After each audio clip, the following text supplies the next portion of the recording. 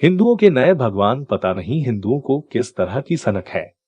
हर कुछ साल में नया भगवान चाहिए। भगवान के नए नए चमत्कार चाहिए, क्योंकि चमत्कार के नाम पर इनकी जेब से आसानी से पैसा निकलता है। अभी कुछ साल पहले ही एक धार्मिक नगर में बहुत बड़ा साई आश्रम बना, जिसकी कीमत करोड़ों में होगी। अब फिर भक्तों की जेब से पैसा निकालने की तैयारी हो चुकी है। 11 साई स्वरूप मंदिर की तैयारी। इसमें साई की 11 तरह की मूर्तियों को प्राण प्रतिष्ठित किया जाएगा। शायद एक साई कम था, इसलिए अब 11 साई बनाए जा रहे हैं।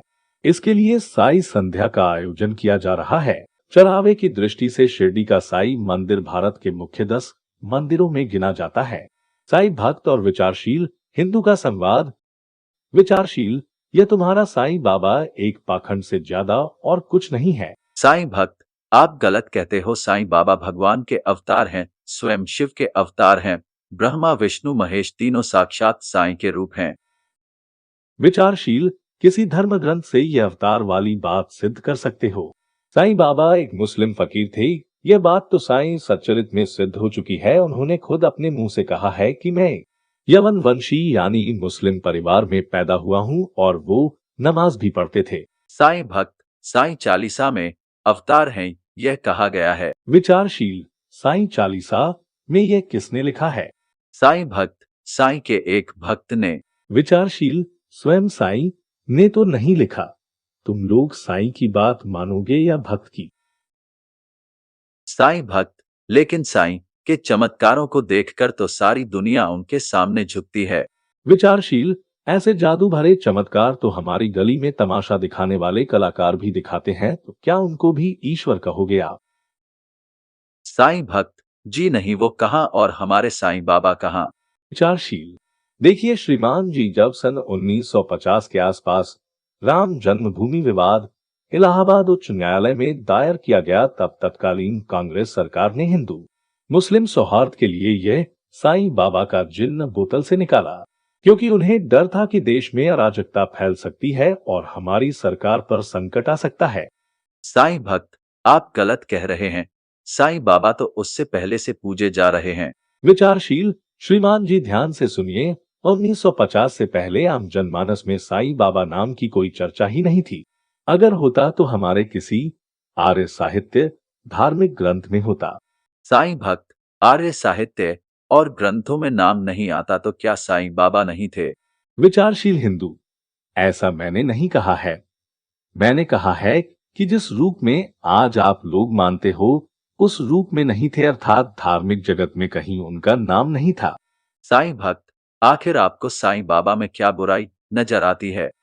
विचारशील हिंदू, क्या आपने साईं बाबा का जीवन चरित्र पढ़ा है? साईं भक्त, हाँ पढ़ा है तो। विचारशील हिंदू, क्या उसमें नहीं लिखा कि साईं बाबा चिलम पीते थे, मांस खाते थे, नमाज पढ़ते थे? साईं भक्त, हाँ लिखा है तो। विचारशील हिंदू, जिन देवताओं के साथ आपने साईं बाबा को बिठा रखा है, उन देवताओं में कौन देवता चिलम पीते थे और कौन नमाज पढ़ते थे, कौन मांस खाता था? आप लोग साईं के साथ ईश्वर के मुख्य नाम ओम को लगाते हो, मर्यादा पुरुषोत्तम राम का नाम जोड़ते हो। क्या राम और साईं एक जैसे हो सकते हैं? साईं भक्त, तो साईं के साथ राम का नाम जोड़ने में क्या बुराई है?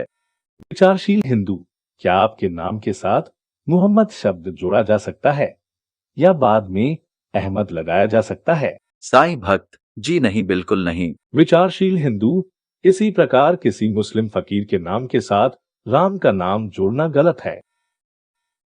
साईं भक्त, भाई साहब आपकी बात सही है, लेकिन चलिए आप ही बताइए कि क्या साईं बाबा भगवान नहीं है? विचारशील हिंदू, भगवान जैसे लक्षण खुद साईं की पुस्तक में लिखे हैं, ऐसे लक्षणों वाला तो मनुष्य भी नहीं कहलाता है, और आप उसको भगवान कहते हैं। भगवान तो निराकार है, साईं तो साकार है। भगवान तो दयालु है, साईं तो जीभ के स्वाद के लिए मांस खाता है। भगवान तो अजन्मा है, साईं तो जन्म लिया है। भगवान तो अमर है, साईं तो मर गया। और हाँ, सबसे बड़ी बात तो आप सभी साईं भक्त आज तक समझे ही नहीं। साईं भक्त, वह क्या है? विचारशील हिंदू, क्या आप लोग नमाज पढ़ते हैं? साईं भक्त, भाई साहब ये आप क्या कह रहे हैं? हम लोग नमाज क्यों पढ़ेंगे? विचारशील हिंदू, क्योंकि आपका साईं बाबा तो नमाज पढ़ता था और किसी भी गुरु के चेले उसके ही मत या संप्रदाय के माने जाते हैं। इस नियम से आप सभी साईं भक्तों को भी नमाज पढ़नी चाहिए। शायद यही उद्देश्य पूरा करने के लिए साईं बाबा को भगवान के रूप में प्रचारित किया गया है, जिससे कि लोग इसके अनुयायी बनकर धीरे धीरे अपने धर्म को छोड़कर मुसलमान बन जाएं। धार्मिक रूप से बरगलाकर हिंदुओं को मुसलमान बनाने की इस प्रक्रिया को अल तकिया के नाम से जाना जाता है। साईं भक्त भाई साहब आप हैं कौन जिनको इतनी सब जानकारी है? जो भी हो, आपके तर्कों का मेरे पास कोई जवाब नहीं है। आपकी बातों से मेरी आंखों पर पड़ा साईं नाम का पर्दा तो हट चुका है। अब कृपा करके मुझे अंधेरे में मत छोड़िए, मुझे सही रास्ता भी तो बताइए। इसके लिए आप सभी को चैनल को सब्सक्राइब करना पड़ेगा और बेल आइकॉन को प्रेस करना पड़ेगा।